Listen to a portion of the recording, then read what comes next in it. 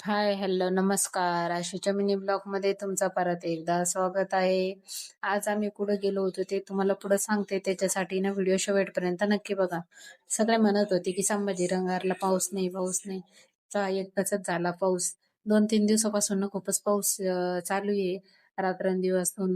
आज पण पाऊस ना खूपच जास्त होता. आणि त्यानंतर काय म्हणलं आता ना लगेच ना स्वयंपाकाला लागावं म्हणलं.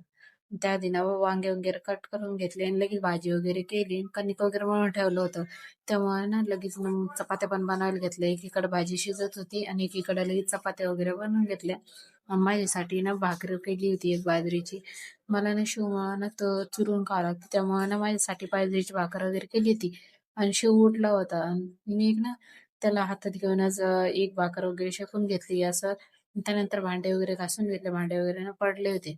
मग त्यानंतर आम्ही ना दुपारच्या टायमिंगला आम्ही चाललो होतो थोडंसं बाहेर. चला तर पुढं सांगतेच कुठं चाललो होतो ते. त्या आधी ना घराला आधी ना कुलूप वगैरे लावला आहोंनी आणि तो किट्टूला ना घरातच कोंडलं होतं. त्यामुळे ना तो रडत होता. मग काय लगेच निघालो आणि जाताना ना लगेच पाऊस लागला होता आम्हाला. पाऊस इतका पण नव्हता, थोडासाच होता, पण पाऊस यायला लागला होता. आणि समोर आलो की ना खूपच जास्त ट्रॉफिक वगैरे झाली होती. का बरं झाली होती काय माहित? आणि लगेच ना आम्ही पावसातनं खूपच जास्त भिजलो होतो. समोर येऊन ना खूपच जादा पाऊस लागला होता आम्हाला.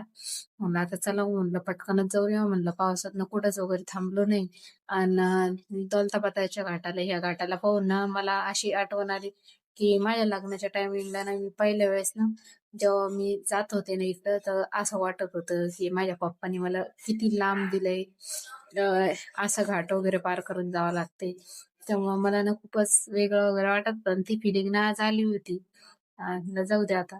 आणि त्यानंतर काही लगेच मग निघालो आणि दौलताबादच्या पुढे येऊन ना पाऊस वगैरे काहीच नव्हता. आणि दौलताबादमध्ये ना खूपच जास्त पाऊस होता. दौलताबादच्या पुढं काही पाऊस वगैरे नव्हता. म्हणलं आता ना निघावं म्हणलं पटकन आणि पटकन जाऊन वगैरे यावं. पाऊस आला ना तर मग अजून ना परेशानी वगैरे होईल. मग त्यानंतर लगेच ना निघालो होतो आम्ही पुढे. आणि हा ना वरती जाण्याचा घाट आहे म्हैसमाळला जाण्याचा. रोड वगैरे झाले आता, पहिले काही रोड वगैरे नव्हते इतकं. आणि ह्या रोडचं काम ना 3 वर्षापासून चालू आहे, तरी पण ना अर्धा रोड राहिलेलेच आहे. त्यानंतर ना वरती ना खूपच मोठं तळं वगैरे होतं आणि खूपच जास्त पाणी होतं त्याच्यात. म्हणलं आता ना पटकन निघावं म्हणलं.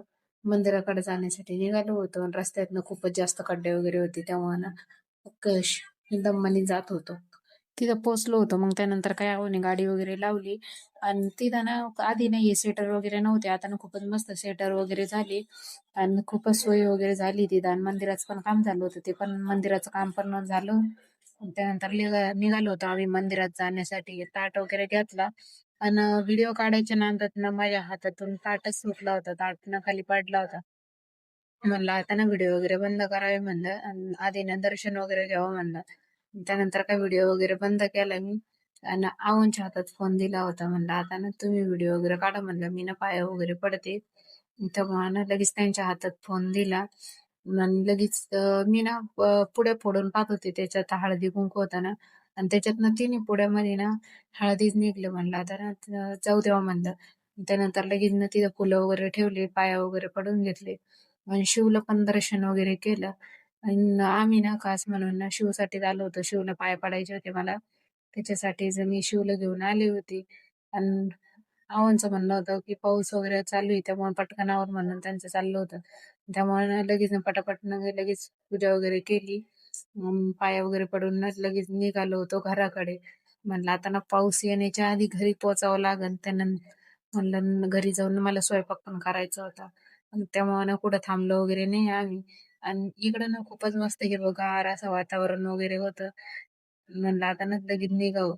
आणि आलो होतो आम्ही दौलताबादच्या घाटात. आणि घरी येऊन लगेच ना घरी येऊन पोहोचलो वगैरे नाही. कशाचं काय चाललं होतं काय माहित, मला काही माहित नाही. त्यानंतर लगेच ना आले वर शिवला खाली वगैरे ठेवलं. शिव झोपला होता गाडीवर. त्याला झोपी वगैरे लावलं लगेच. आणि म्हणलं आता ना भजे वगैरे करावं. भजे वगैरे खाऊन घेतले आणि त्यानंतर लगेच हातातल्या बांगड्या वगैरे काढून घेतल्या. म्हणलं आता ना स्वयंपाकाला लागावं लागेल. तेव्हा ना बांगड्या वगैरे काढून ठेवल्या आधीच. लगेच ना चपात्या बनवायला घेतल्या आधी. राहुलला ना भजी सोबतच दिली होती चपात्या खायला. आज काय भाजी वगैरे केली नव्हती. आणि त्यानंतर लगेच किचन ओटा वगैरे साफ केला. भांडे वगैरे काही घासले नव्हते. म्हणलं आता ना भांडे तसेच पडू द्यावं, सकाळीच घासावं म्हणलं. बाय याच्यासाठी इथंच भेटूया उद्याच्या ब्लॉगमध्ये. असे नवीन नवीन व्हिडिओ पाहण्यासाठी नक्की लाईक, सबस्क्राईब करा. व्हिडिओ आवडले शेअर करायला विसरू नका.